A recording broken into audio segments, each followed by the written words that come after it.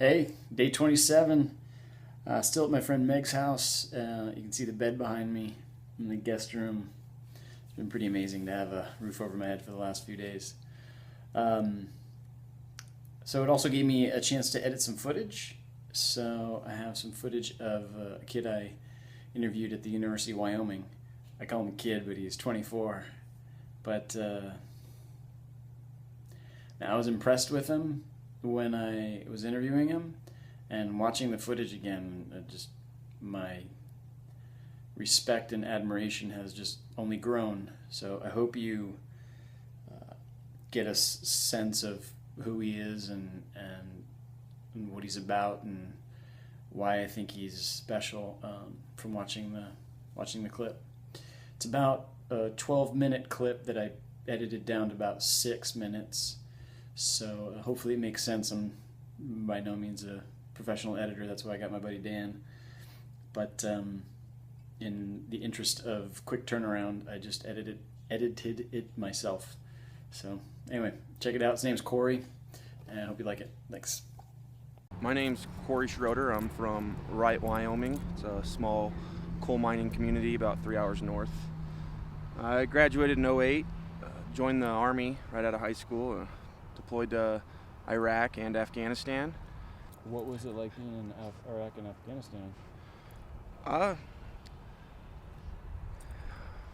I ultimately it was a good experience. I enjoyed my time. I thought the mission that we had was important. I was proud to contribute, and being in Kuwait and Iraq and when you're 18, 19 is humbling, and I think it helps you grow. The military itself, I think, helps you grow. So the Army really, opened my eyes to different cultures and from around the world, and then also some diversity that I'd never experienced before. I feel, especially in the Declaration of Independence, when it says all men were created equal, that line really sticks with me when it comes to gay marriage, because when you're in Iraq or Afghanistan, you're serving the country. You're not serving just the people you agree with. You're serving every American, all different points of views, and I think that also helped me respect opposing points of views of my own. So I think it was overall a good experience. I think a lot of times Republicans are seen as intolerant or racist, bigots, anti-women, and I would disagree. But I think the military really helps me be more tolerant and hear opposing views and just respect everyone's opinion. So It's a different perspective on the military than I'm used to. okay. Do you think that's a unique perspective, or is that like if the military helps you be more tolerant? That for us, like tree-hugging liberals on the left, Right. that sounds very the opposite of how we imagine the army, the military to be. Could you go more into that? Maybe I can help.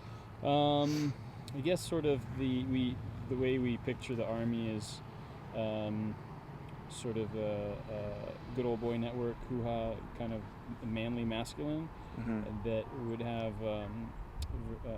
some prejudices towards gays and lesbians and transgender, bisexual in the military. But that's our perception. That hasn't been your experience. The military actually helps you see people as equals, especially the rank standard. So you see the uniform first, and then you see the rank, and then you go from the greetings of the day and the respect after that. So that was a big win for equality, and I think it really it helped the military, because I joined in '08. I had friends that were gay. Everyone knew they were gay, but you don't ask, don't tell. You just didn't ask about it. You didn't talk about it. Right. It wasn't a big deal. I think now they can be more open about it. But even before "Don't Ask, Don't Tell" was repealed, you knew who was gay. Sure. But I got to experience the transition from "Don't Ask, Don't Tell" to it being repealed. And what was that like? The transition, was it kind of exciting? Was it stressful? Was it how was it?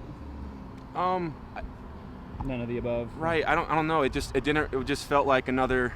I was required to go to that training, and I'm glad I learned about the regulation, but I didn't see anyone differently after it, and that now they can actually tell everyone, hey, this is my husband, if they're a man, and that person can get a deer's card, which is just an identification card.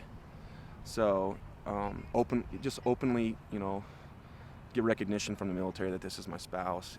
So I think it affected people in the military more than it affected people out. I don't think it upped gay recruitment, but I think it really, helped out a lot of soldiers that were already in. So gotcha.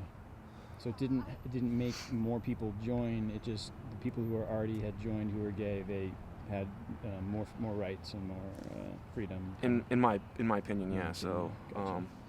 and then also, I mean, the talk in the Army, that has to adjust too, because there's sexual harassment training. So if you watch Full Metal Jacket, you get an idea of what it used to be like. Sure. And it's really transitioned off. Unfortunately, some people call it the soft Army now, of how we treat others, and there's not that. But there's the discipline. Some people might perceive to be lower, but I think we're still the greatest military on the planet, and we're stronger now. And now we're getting into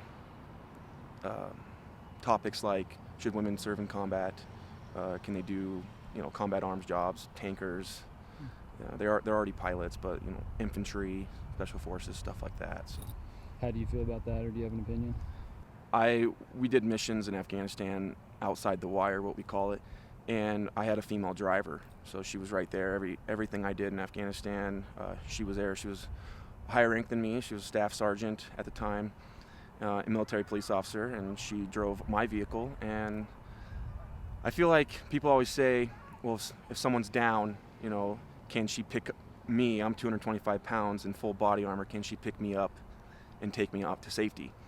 If I'm a squad leader and I have a squad of men and women, you don't pick your least strong person to go out there and do that. Because, there's plenty of men in infantry that probably want to be able to lift me up in full battle rattle.